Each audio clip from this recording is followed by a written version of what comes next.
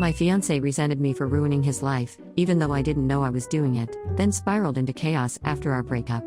Now, he's left the country to find himself while I rebuild my peace. Posted by you/passhouse2508. I, 28F, had been with my fiancé, Alex, 34M, since 2020. We met at a friend's party, hit it off, and had been together ever since. Alex finished his doctorate in economics just last year.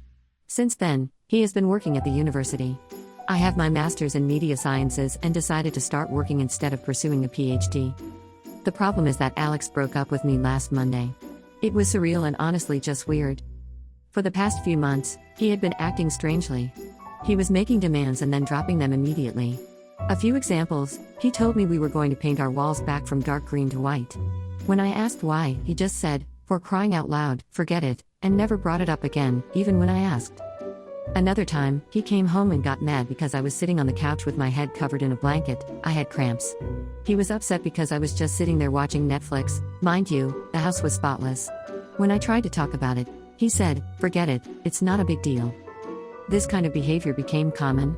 Every time I tried to communicate or figure out what was going on, whether it was something I did or maybe he was just stressed at work, he would just say everything was fine, but he was clearly seething with rage. I didn't even have to do anything. He would find something to complain about: the apartment, clothes, me, work, etc. I gave him space, which apparently was also wrong. I told him I was going to help my parents with repairs for a few days, and somehow that was also wrong because he wanted to renovate the apartment too. Then, on Monday, I got a text saying we needed to talk. I knew what was coming, and after the last few months, I had made peace with it. When I came home, he was sitting on the couch. He didn't even wait for me to take off my jacket before saying, "I want to break up." Then the verbal barrage started.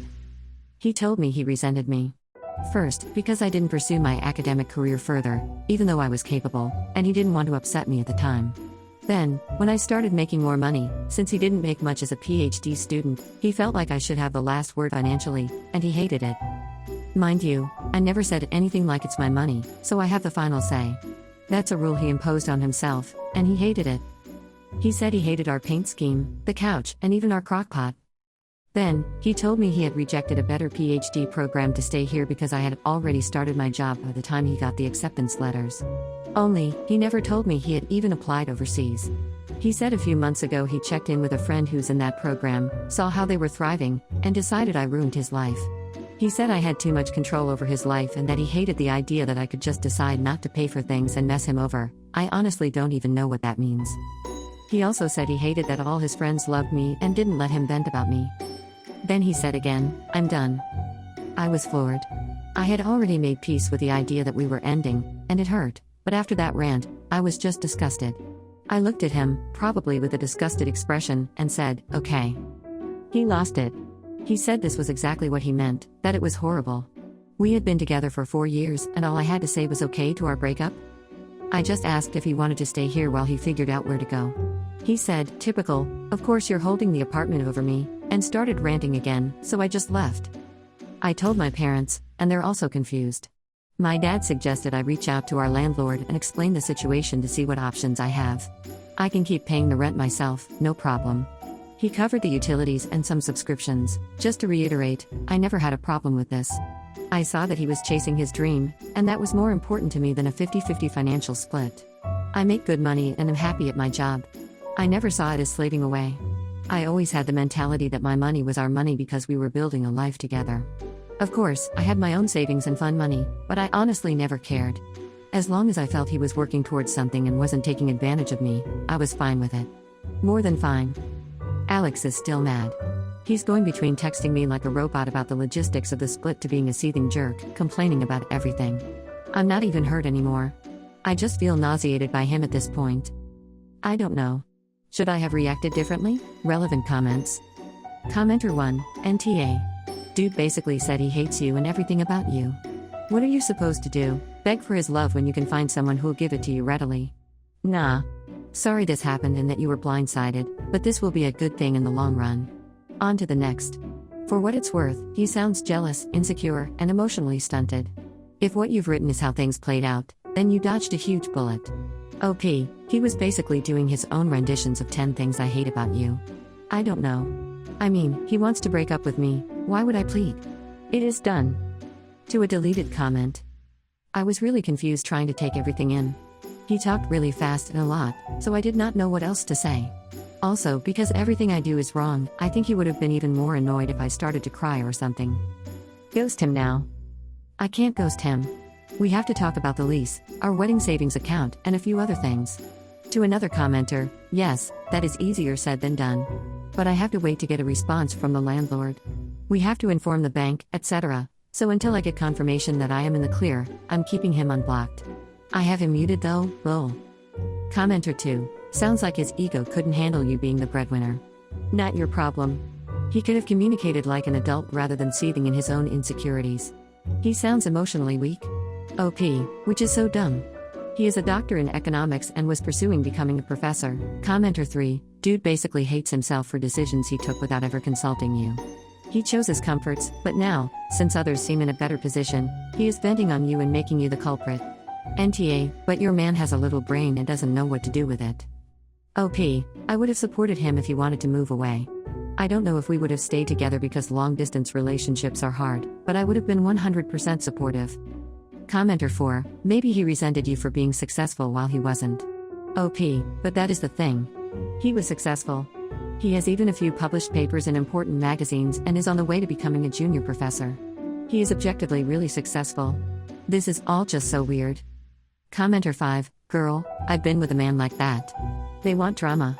They want toxicity. They will mess up your life out of pure insecurity and hate. You dodged a massive bullet. I'm sorry this happened. You deserve better. Wish you the best. OP, then I hope he meets the telenovela star of his dreams. I prefer my boring, happy life. Commenter 6, what country are you in? Here in the US, the average person would have accumulated debt if they made it that far in their education.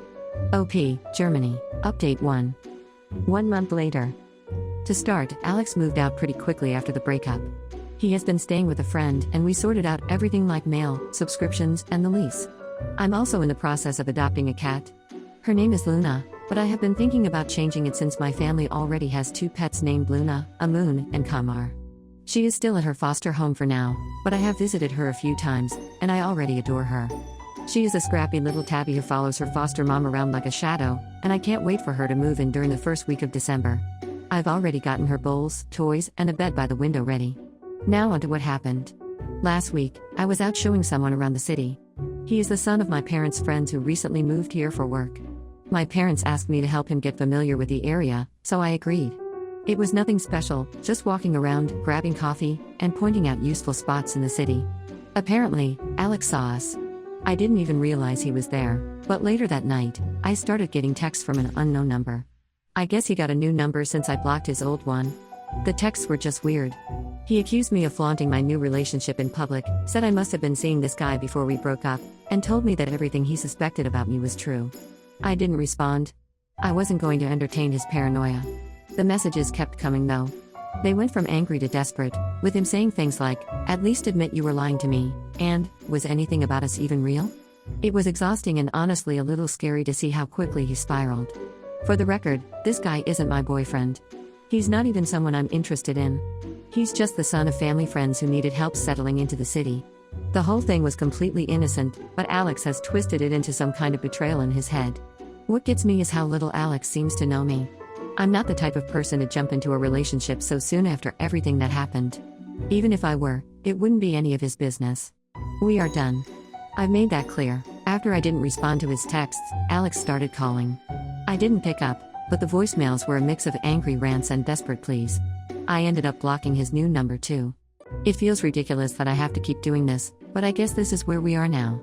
Then this weekend, I went out to a bar with my friends. A few hours in, guess who walked in? Alex. I don't know if it was a coincidence or if he followed me there, but as soon as he spotted me, he came straight over. He was clearly upset, asking to talk, and I told him no. My friend stepped in, and thankfully, he left without causing a scene, but it ruined my night. It felt like I couldn't escape him, no matter where I went or what I did. When I got home later that night, I was completely drained. I had just started to relax when I heard a knock on my door. It was Alex, standing there in tears. He started crying, saying he missed me, that he didn't understand why I was doing this to him, and that he didn't know how to move on. It was like all the anger from earlier had been replaced with this desperate sadness. I didn't let him in. I told him he needed to leave, and if he didn't, I would call someone to make him leave. He begged me to listen, but I just closed the door. I spent the rest of the night feeling shaken and honestly a little scared. I don't know what he's going through. I wrote his best friend about the situation and pleaded for him to talk to Alex. He said he would. I'm seriously considering getting a new phone number and possibly even talking to someone about how to handle this legally if it keeps happening. It feels unfair that I have to go to these lengths just to have some peace, but I don't see another option. Update 2. 3 days later. Thanks for the concern and support I've received. I'm fine. Really. A lot of people suggested things like getting a restraining order, but I just want to clarify that it's not as simple as walking into an office and asking for one. The process involves proving there's an immediate danger to your safety, providing evidence like texts, calls, or witnesses, and then attending court to get approval. It's not something you can do lightly or without solid proof. And no, I'm obviously not getting a pew-pew. I've also seen people diagnosing Alex with various mental health issues, and I want to ask everyone to stop. Yes, something is clearly wrong, but I'm not a doctor, and neither are most of you. It's not fair or helpful to label him with something like bipolar disorder or anything else without real expertise. For what it's worth, I don't actually feel like I'm in danger. In the past month, these were the only 3 incidents that happened. I don't think he's actively stalking me so much as he just knew my patterns. The bar we were at is my favorite spot, and it was a party of one of my closest friends, so it makes sense that he might have guessed I'd be there. When he showed up at my apartment, he knows what time I usually get home. The city tour is the only thing that might have been more intentional, but it could also have been a coincidence that triggered everything. Anyway, this is the end of it. Yesterday, Alex came over with his mom and one of his friends. At first, I didn't want to let him in, but he promised me that this would be the last time I ever saw him. I agreed, mostly because his mom and friend were there, and I figured it would be more awkward to argue on my doorstep. When we sat down, Alex admitted that he was going through a crisis. He told me he was mad at me, but he didn't know why. He said he doesn't like me, that I annoy him, but that he weirdly still loves me, which is why he went crazy when he saw me with someone else. He assured me there wasn't anyone else on his end either.